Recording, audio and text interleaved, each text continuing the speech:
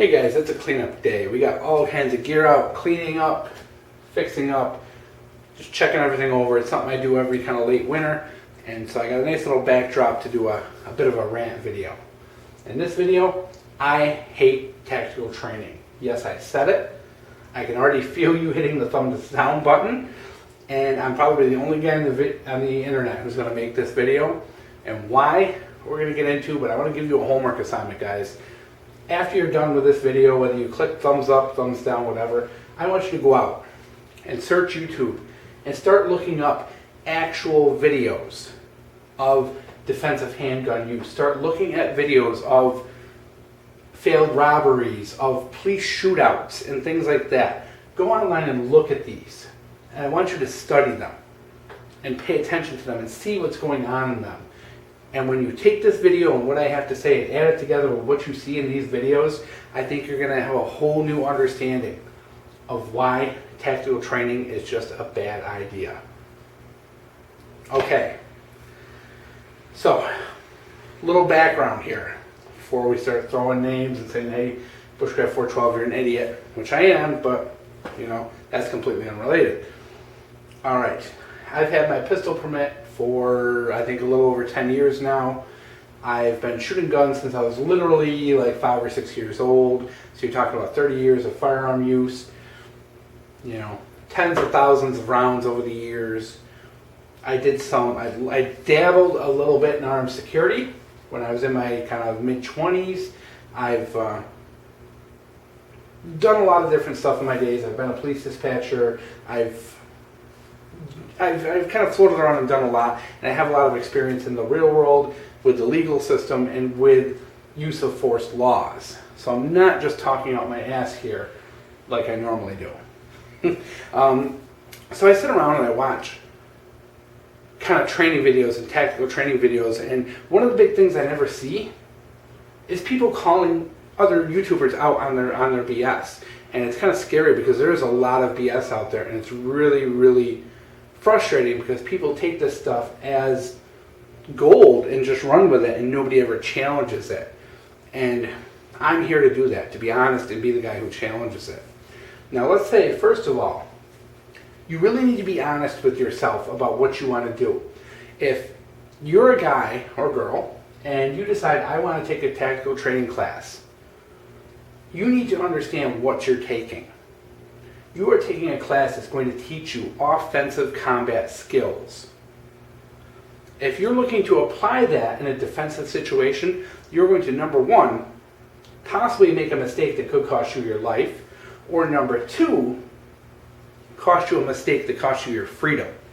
And that's really important. We have a lot of people out there who want to learn defensive handgun and go to tactical training because tactical trainings are super popular right now.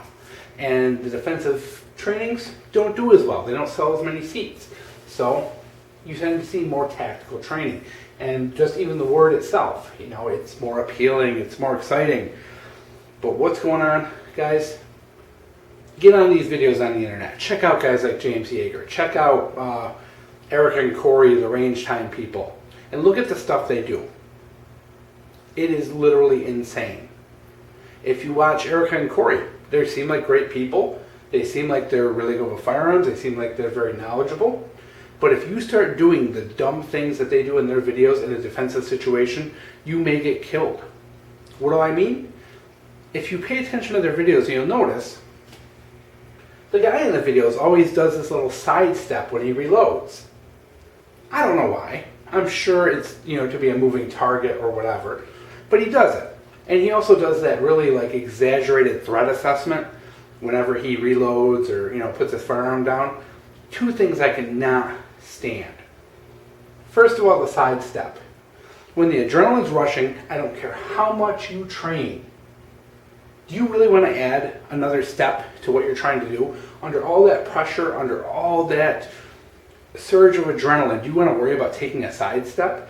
And then do you want to, if you are in a bad situation, taking a sidestep because it's muscle memory and not really that you intend to? Okay, so you're behind a barrier, and because you've trained for 2 years to take a sidestep when you reload, that you step out from behind the barrier and get shot because your muscle memory kicked in the time of stress.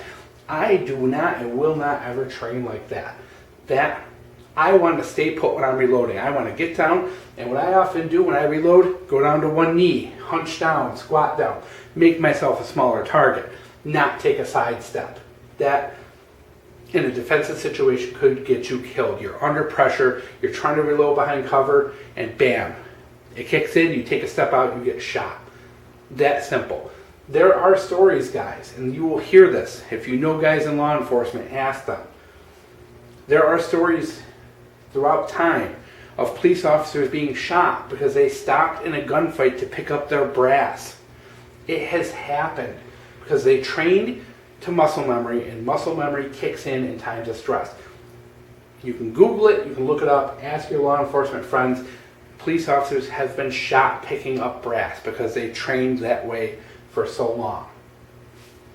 Bad habits can't start, and tactical training is where you learn them. The same goes with that really super exaggerated threat assessment where you turn your head from side to side. Oh my God, this drives me bonkers. Number one, if you're walking into any kind of a situation where you feel you may be in the slightest bit of danger, you should be doing that threat assessment then. Who's around you? What's around you? What cover is there?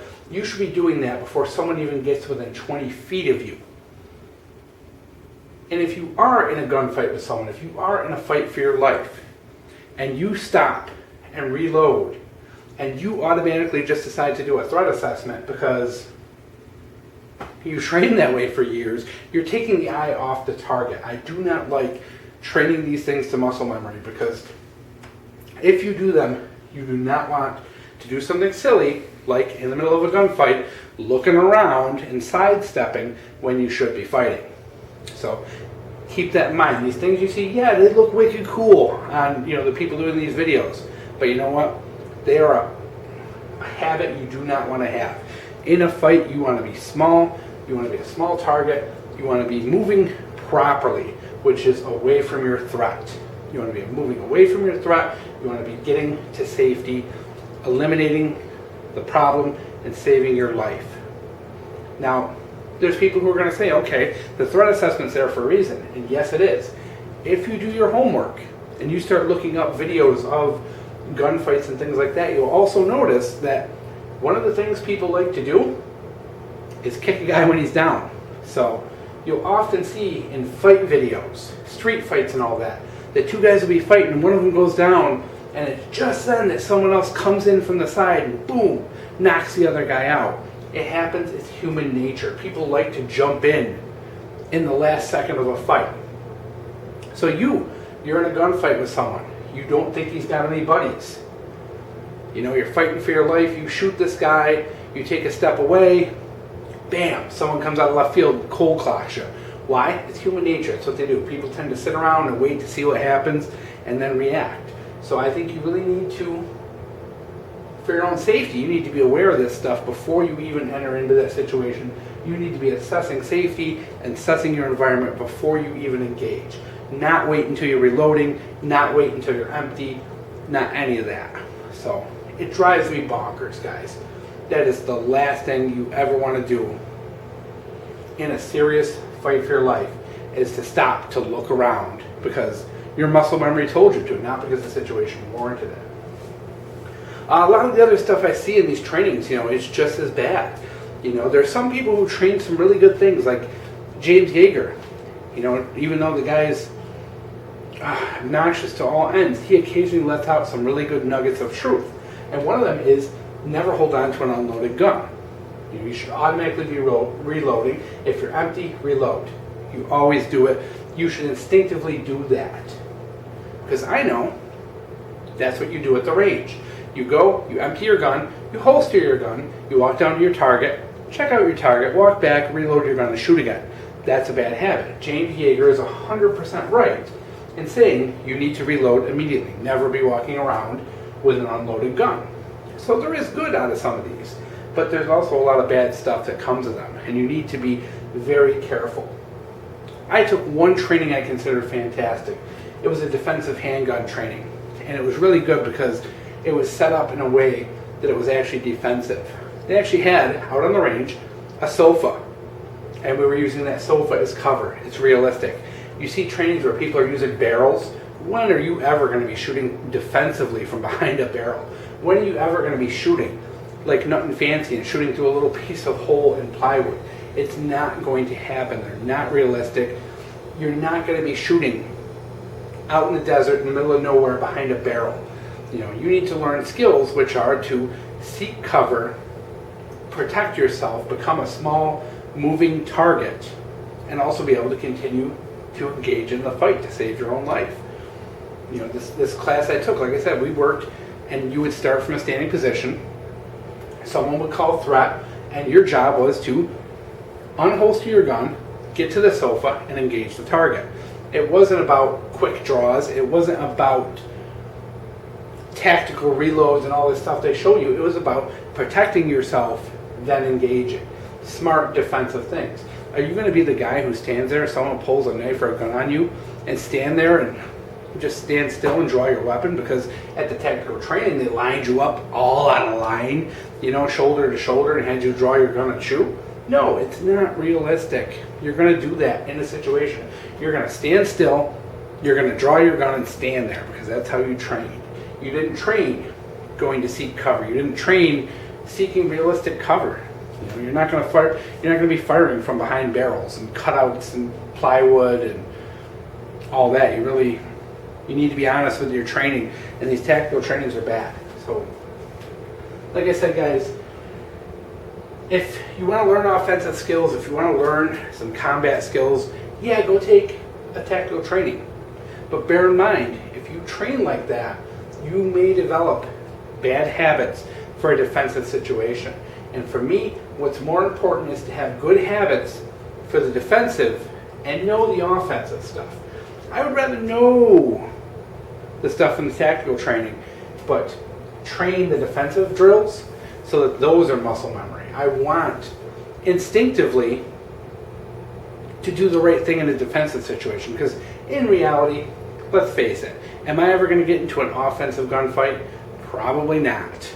You know, as much as we all have our little end of the world dreams, it's probably not going to happen. If you are going to use your firearm, it's going to be in a defensive situation, and odds are it's going to be in your home or in a business. Odds are it will not be in the street, it will not be out in the desert, it will not be at a range.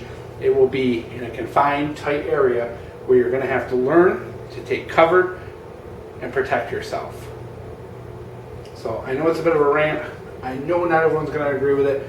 But like I said, guys, go out and search out videos of street fights. See what happens. How people jump into fights. When they jump in. You'll see there's certain points when people jump in. They don't just jump in any old time. They either wait for the fight to be almost over, or for their buddy to be losing, or for their buddy to be winning. You know, you'll see there's patterns. You'll see, no matter how much training police officers have, that police officers freak out and do stupid things when they're under fire. Watch police shootouts. You will see these guys, you will see what they do. You will see how that most of the time when someone jumps out of the car and starts firing at a cop, they run for cover. They run for cover and return fire. They don't stand there, they don't sidestep, they don't do big exaggerated threat assessments. Look at what these guys do, because in reality, they're defending themselves. Notice how they act, how they do, what their adrenaline does to them. And it's really important to pay attention, because these are things, if you act like you act in a James Yeager training session, you may well get killed doing what you're doing there in that situation that police officers in. And that's very important to consider, that your training be rounded, that you have knowledge of the offensive, that you have knowledge of the defensive, but that you're realistic, that if you want to learn defensive skills, you've got to practice them and make them your priority and not the offensive. And I know we've gone way too long here, but hope you guys enjoyed.